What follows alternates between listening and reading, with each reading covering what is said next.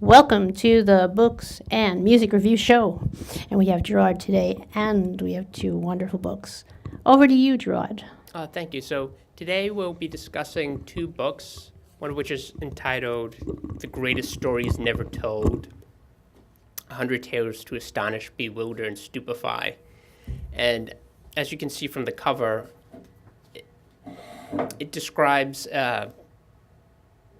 all sorts of kind of strange and interesting stories from history involving archaeology, chemistry, art, music, and politics. Just every spectrum of life. It's published by MJF. Both of these books were published by MJF, but this is a History Channel book. So it focuses on different little vignettes from global history, the history of the world, and they're all really fascinating. Some of them are kind of funny.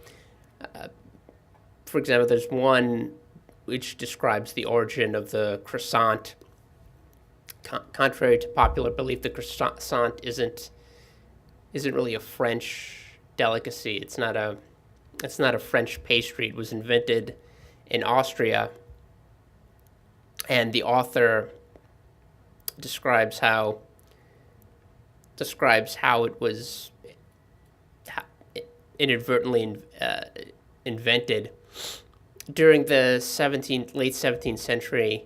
The Ottoman Empire decided to invade Central Europe, and they had been conquering huge parts of the southern Europe and making forays into Central Europe, into Austria and Hungary for centuries. So in 1683, they sent 100,000 troops and laid siege to Vienna and besieged the city. And the inhabitants had destroyed the walls outside of their city to prepare a clear field of fire against the invading troops. They had heard stories about all of the towns in their country and in other neighboring countries that had been destroyed, even though they had surrendered to the Turks. So they were on the verge of being overrun through a series of underground tunnels and subterranean tunnels that were being dug in order to capture the city from within, in order to defeat all of the fortifications. And they were alerted to the armies inside were alerted to this by Austrian bakers, and were able to use that information in order to thwart the Turkish invasion and delay the advance long enough for Jan Sobieski, a Polish general, to come to their rescue. And in order to celebrate this victory, the bakers supposedly they had seen the crescent on the Turkish flags as they were retreating, and they created this pastry called a kipfel, or crescent, which later on it would be adopted when an Austrian princess, Marie Antoinette, who would be the future queen of France, married to Louis XVI, when she visited, it was dubbed a croissant. So Parisian bakers baked it in tribute to her, but it was actually an Austrian pastry. That's just one of the stories. There are a whole host of others. For example, there's one which describes a meeting where President Theodore Roosevelt, in 1905, he convened all of the main figures in college football, which back then was the primary form of entertainment for people who watched football. There weren't really professional leagues. The best football stars were players for Harvard and Yale and Columbia. And Theodore Roosevelt decided to convene a meeting in 1905 in order to address a growing problem, which was that people were being killed on the field, killed and maimed and horribly injured. It's kind of it kind of evokes images of the game today, where you have people wondering whether or not football should be banned. That was one of the main questions on the table.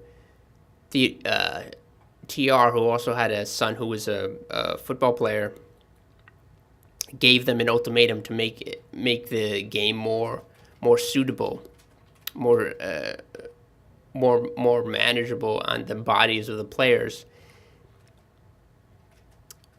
Because during the 19th and early part of the century, you had a really violent, even more violent in some ways, game than you have today. You had flying wedges, a military formation where players would run down the field at full speed in a V-shaped formation and crash into the other team.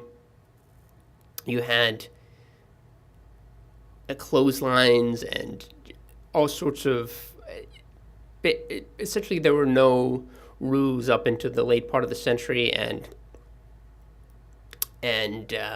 early part of the 20th century. And one of the people who was responsible for making the game safer was President Roosevelt, by adopting certain rules such as penalties for unnecessary roughness. There were no penalties for unnecessary roughness at this point. You could just basically just destroy someone on the field, like Ndamukong Suh, or one of these players that goes wild after the play and attacks another player, or Rob Gronkowski. And he was able to prevent, essentially prevent the game from being abolished, because there were over 100 deaths or so in the history of football up until that point. And I think in that year there were somewhere on the order of 19 or 20 players who died. And it comes back full circle to today, where you have a real concern because of CTE, chronic traumatic encephalopathy, which a West African doctor, Bennett Amalu, was able to diagnose in players. He opened the brain of a center for the New York Steelers during the 1970s, Mike Webster, and diagnosed him with this disease among many other diseases. And he wasn't even familiar with American football, but this discovery led to a concussion protocol and an investigation into why so many football players had developed long-term brain injuries, brain damage, and all of the effects of those diseases that playing decades in the NFL had caused. There are a couple of other interesting stories in the book. A lot of interesting stories. Another good one is the actress Hedy Lamarr, who's kind of this amazing woman who's not only an acclaimed, beautiful actress, but also a scientist, which she didn't receive recognition for when she was at the time. But eventually, she came to be known as the woman who helped, at least a co-inventor of technology that would be used in cell phones and satellite encryption. She has a really amazing story. She was married to an Austrian. She was married to an Austrian arms merchant who was also a Nazi sympathizer and a very abusive man, whom she escaped from by supposedly drugging her maid and escaping through a window and fleeing Austria and settling in the United States, and of course becoming a movie star. But during the beginning of World War II, her and a music composer, George Antheil, developed a radio guidance system that prevented torpedoes from being jammed, and it used something called frequency hopping, which is the basic idea is the radio signals switch frequency in order to make interception of these torpedoes impossible. Of course, she wasn't able to capitalize on it, but it was during her lifetime because the patent had expired. But she was eventually it was adopted by the U.S. Navy, and it was first used during the Cuban Missile Crisis. And of course, now it's a technology that fueled just numerous inventions that have made it possible to communicate across the globe. And it's really amazing when you think of what she was able to accomplish that no one really acknowledged at the time. And I'd just like to talk about one final story from this book, which was the Thanksgiving Day holiday. Thanksgiving was a couple of weeks ago, of course, and it's on the same day every year. But Franklin Roosevelt wanted to change the day in 1939. Of course, this was during the Great Depression, and this was actually a few years after this. The Great Depression had another recession had come along, and businesses were really desperate to boost their sales. So he scheduled it for the last day. It was scheduled for the last day of November, and these businesses lobbied him to move it up a week in order to boost the economy. And that's what he did. He not only moved it up a week, he said that it would be the following year would also be on the same day, which created a huge outcry. You had editorial cartoonists lampooning him, editorials attacking him for what would seem to be really kind of capricious decision. You need to remember, this was after he'd already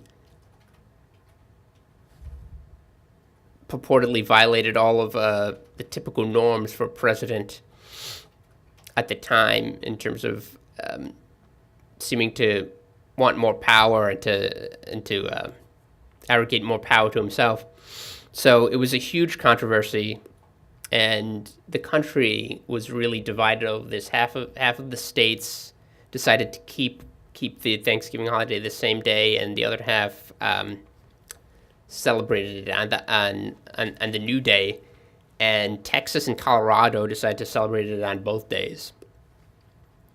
So it was a bit of a debacle.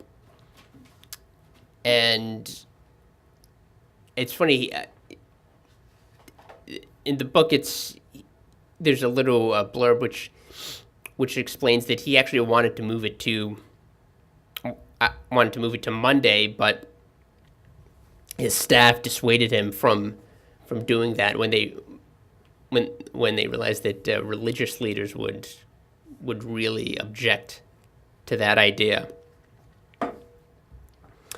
So the other book I'd like to discuss just briefly is 100 Things You're Not Supposed to Know. This is the front of the book. I'll show you the title. It's also by MJF. And the stories are a little more serious than in the first book. At least there's less humor used to tell these anecdotes, which are also a lot of them do involve history.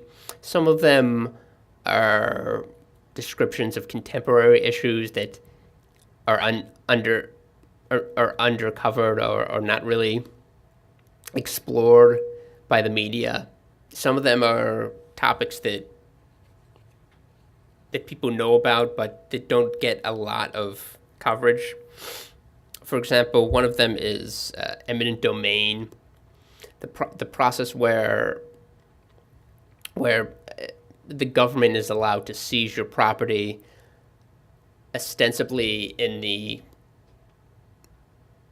pursuit of a public good. And the Fifth Amendment covers this issue. It's enshrined in the Fifth Amendment's takings clause, which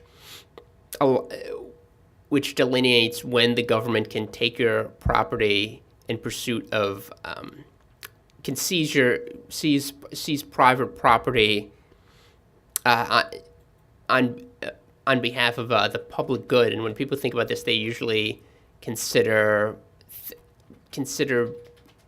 projects like building highways or schools, things that are done in order to benefit the broader community. They don't usually consider it a public good when a corporation, when the land is seized in order for a corporation to build something like a private business. But increasingly, that's what happens. And this book was written, I think it was published in 2005, and they cite a study that was done in 2003 by the Institute for Justice, which is a libertarian think tank, and they focus a lot on this issue. And they did a study which described over 10,000 cases in over 41 states over the course of 4 years, where the government seized land, private land, so a home or a private business in order to benefit a corporation. And the rationale is usually that the land itself is economically depressed or blighted, and that by destroying or seizing these properties, they're actually increasing the economic the tax base that then can be used to provide for the community at large. And a great, a really pivotal case in this respect actually occurred after this study, and involved the city of New London in Connecticut, which seized a group of homes that belonged to private citizens in order to fund an economic redevelopment project that never actually occurred. But the case made it all the way up to the Supreme Court, Kelo versus Connecticut, and the ruling, the 5-4 decision, which relied on previous Supreme Court decisions, essentially declared that the city was within its rights to condemn these properties, and seize the homes of these individuals, including the lead plaintiff, Suzette Kelo, because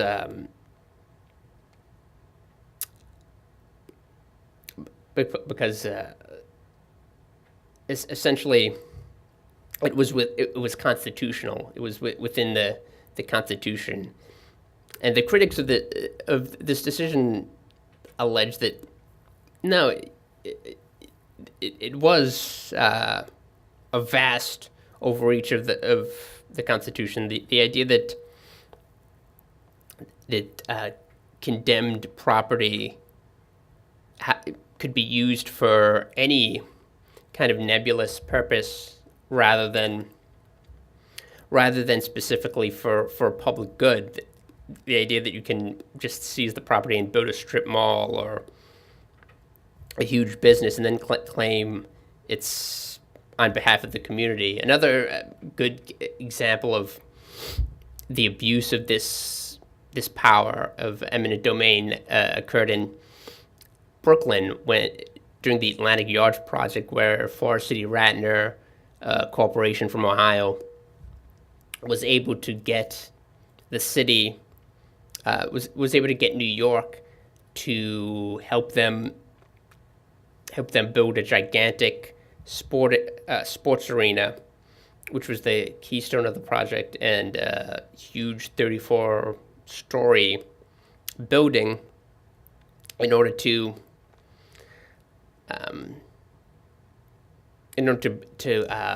boost their business. But it was framed as an economic revitalization of downtown Brooklyn.